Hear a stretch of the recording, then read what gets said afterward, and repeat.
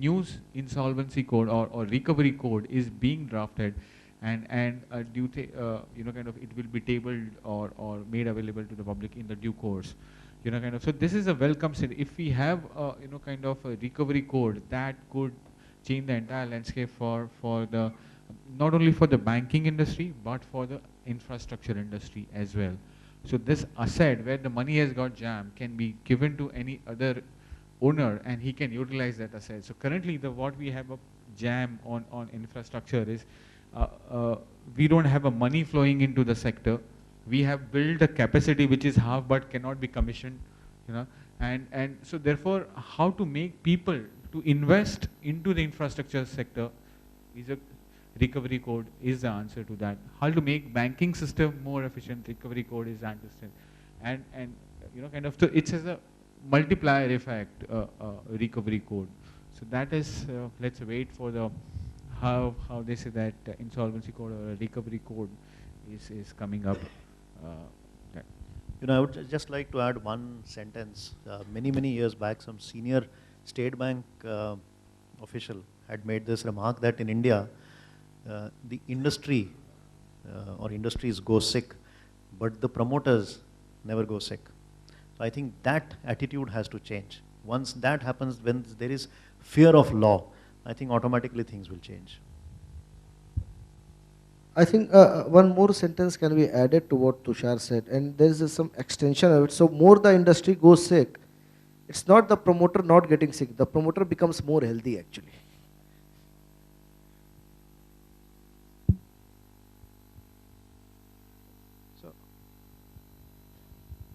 So apart from social security, the government also talks about turning youth into job creators. So for that, they have focused on startups. So they have provided close to 10,000 crore rupees in interim budget and close to 1,000 crore rupees in this full budget for startups. But so one of the problems they are not addressing is the exit option for PE and VC funds. So how big a factor is this for PE funds, and can this be addressed by the government, and if yes, and how? Interesting questions. Is there any guys who has opted for entrepreneurship here, started incubation, something which is currently in demand, or for the students who is coming out of the campus? I don't know. Everybody housing.com? Yeah, housing.com.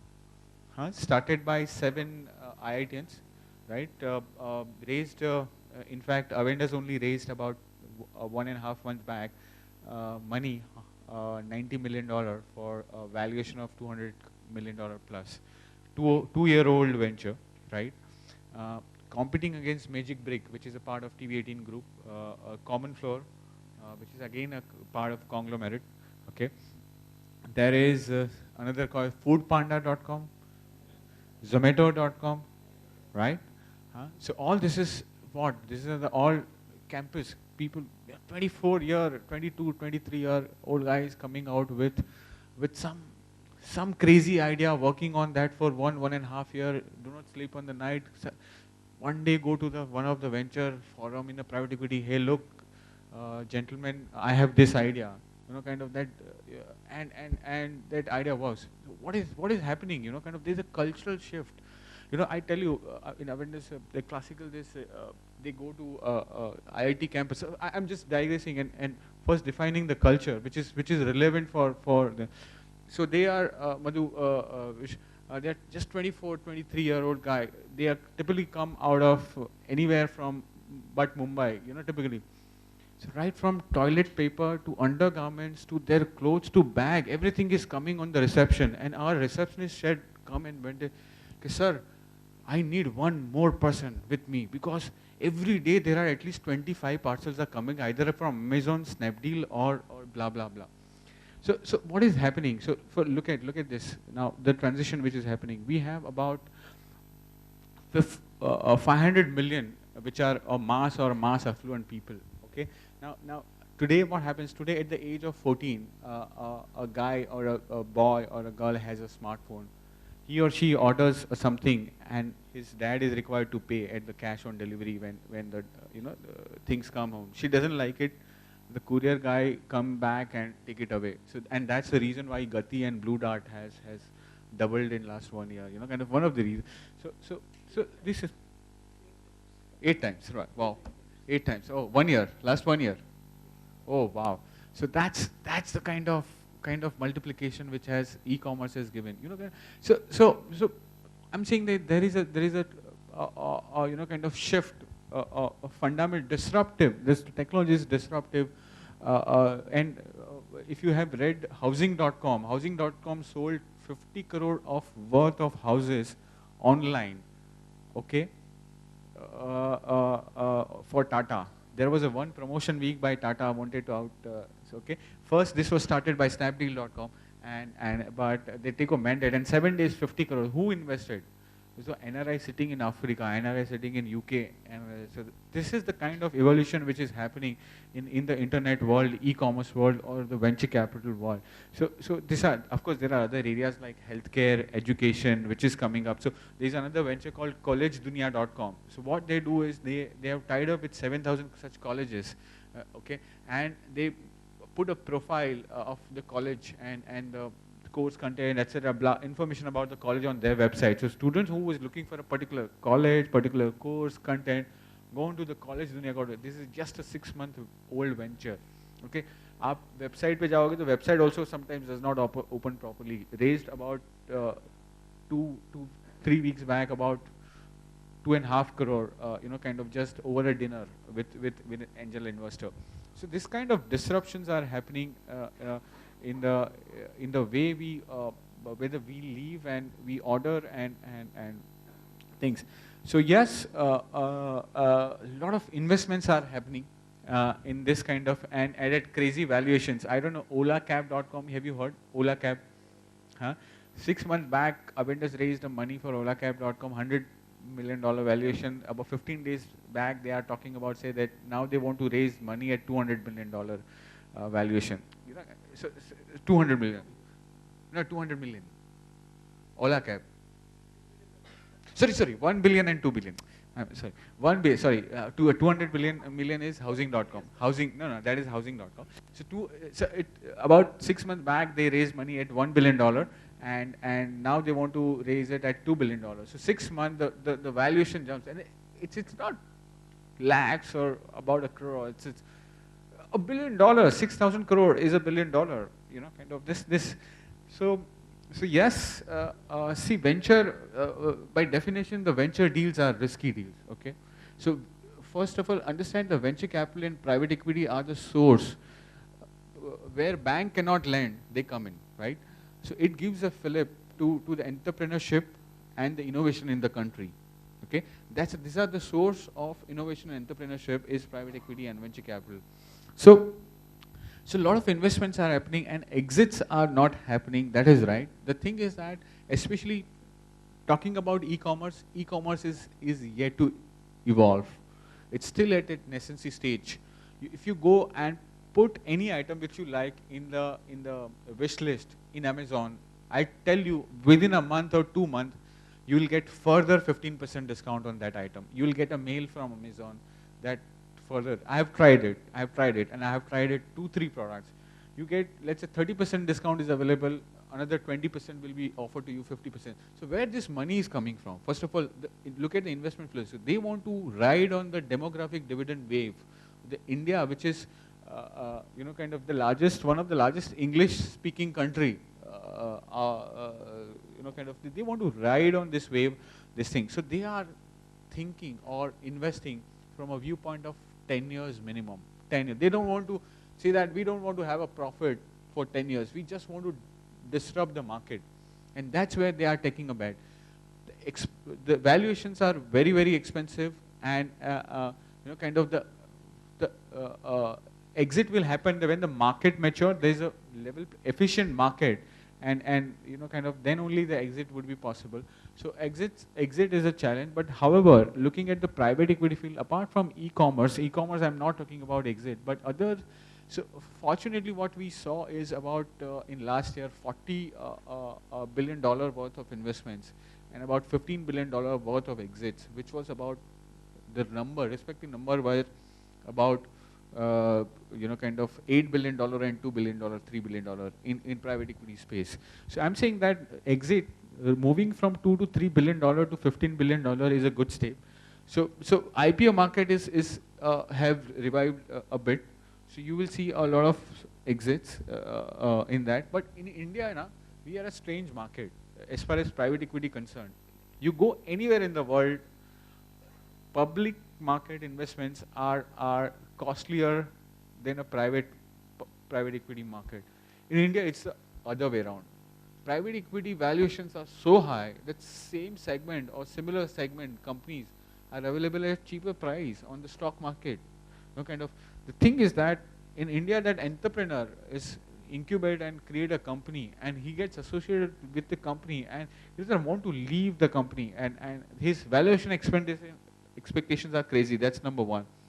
Number two is so much of dry powder. Dry powder in this, so much of private equity has mushroomed in last 3-4 years, seeing that they have excess capacity in this drive. They have raised $100 million, but they are finding it difficult to put money into the market. And now you have, let's say, one investment opportunity. There is a 6 private equity investors who wants to invest. Now it becomes an auction, quasi-auction, and therefore the investment itself become at the outset it becomes a pricey investment, in the sense that you wanted to invest at particular multiple, you end up investing at 2x the multiple.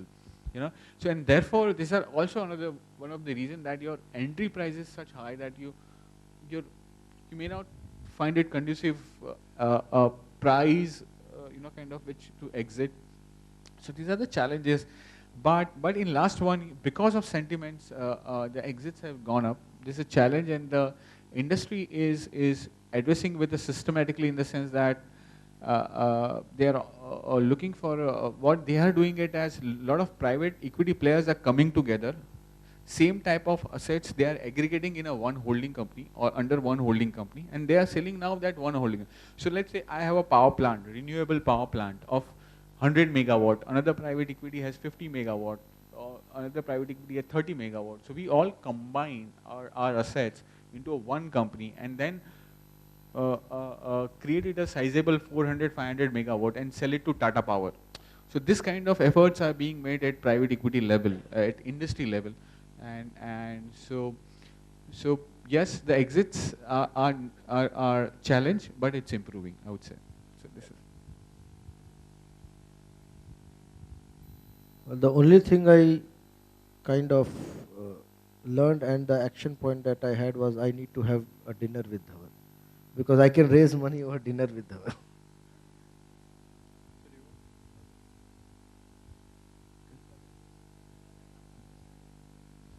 Thank you, sir. So we can continue for the whole day, but I think due to the time we have to stop here. What we have learned today is that even though there were no big bang reforms in the budget, there were a lot of incremental steps that were taken by the government.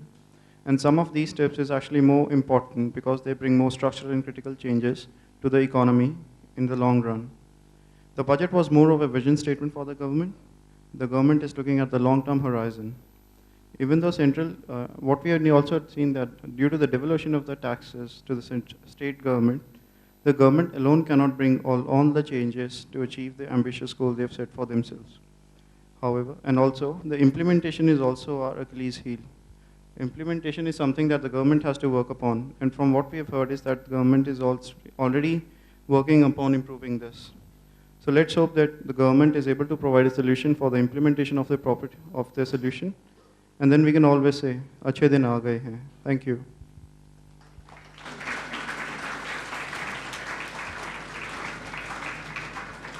Thank you, panel. I'm sure there are many key takeaways for all of us from the discussion. May I now request Solomon Sriharan, the convener-elect of Finance Forum, for the closing remarks. A very good afternoon to respected guests, esteemed faculties, and all my colleagues. I, Solomon Sriharan, the convener-elect of Finance Forum, am here to deliver the vote of thanks on behalf of Finance Forum for month-end 2015. First and foremost, I would like to thank our guests, Mr. Dhaval Vakharia, Mr. Kishore Bagri, and Mr. Tushar Lohekar for their willingness to take time out of their busy schedules and their eagerness to share their experience with us, which would definitely help each one of us present here in our professional journey ahead. We thank you, sir. I would especially like to thank our much-loved director, Dr. R.C. Natarajan, who though sits at the helm, but takes all efforts to connect with each one of us at every step. He guides and motivates us to reach new heights every time by setting challenges and objectives. I would especially like to thank Professor Vinod Madhavan, our student activity chair, for his guidance, support, and approvals at various stages of planning. He never left a chance to encourage us as a team. Professor Madhavan, we are really grateful to you. Next, I would like to thank the person who is always there to answer our queries, be it 2 in the night or 5 in the morning, Professor Madhuvi Raghavan. We cannot thank you enough.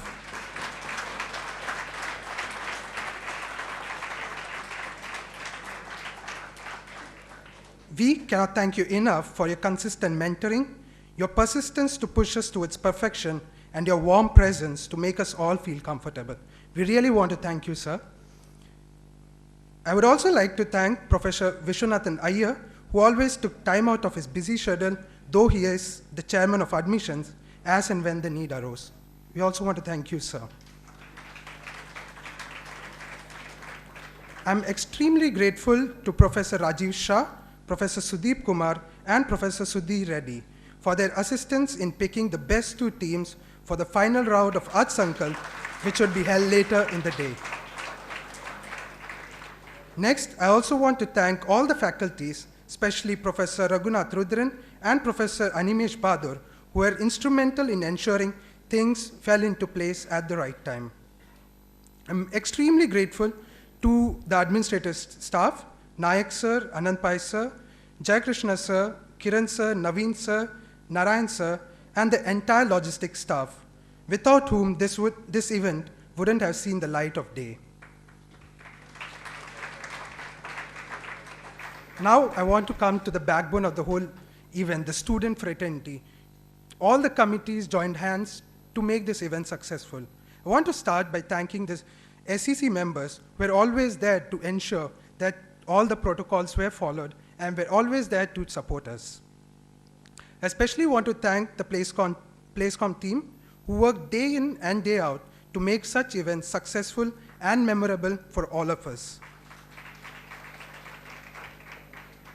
Who can ever forget the design team, the wonderful designs? I really want to thank Kalyani, Tilotama, Amino, Badri, Peter, and Isha Sahu, who have designed these wonderful banners, the flexes hanging outside, and many more banners which are going to be put up in Valley View. I want to thank the Welfare Com, who always ensure that all the participants, be it the guests, be it the students, are given the best hospitality and comfort. They're always on their toes to fulfill each of our single demand. Thanks a ton for your support. Be it the seminar hall or the room G2, be it a mic or a bus, anything we needed at any time of the day, LodgeCom left no stone unturned to help us and to guide us. We really want to thank each and every one of you. Lime has been our interface to the outer world. They have been extraordinary in connecting us to the media and industry. As you already are aware that a live streaming has been going on of this event, and we also want to request all of you to post those links on your Facebook page so that this event goes viral. We also want to thank Niharika, who is helping us with felicitating our respective guests. Next, I want to thank each and every single people of our finance forum, especially Sahil, who was fantastic in his role as the moderator this afternoon. He has done a fantastic job considering the fact that he did it for the first time. Thank you, Sahil. We also want to thank Shulin especially for being the MC for the afternoon. Other fora members, Ankita, Akshay, Abhinav, and Pawan, they've been working day in and day out to ensure this event sees the light of day. I want to thank each and every member. We also want to thank the senior fora members, 5 of them who have constantly been our support, who who have always been there to answer our queries and have always gone beyond the limits to ensure that everything fell into place. We want to thank all of you. We also want to thank the Bloomberg champions, Nikita Mukund and Vinayak Prabhu, for their presence at every step. Last but not the least, the charm of this afternoon. I want to thank each and every one of you present here and the whole student fraternity for your enthusiasm and eagerness towards all Finance Forum events.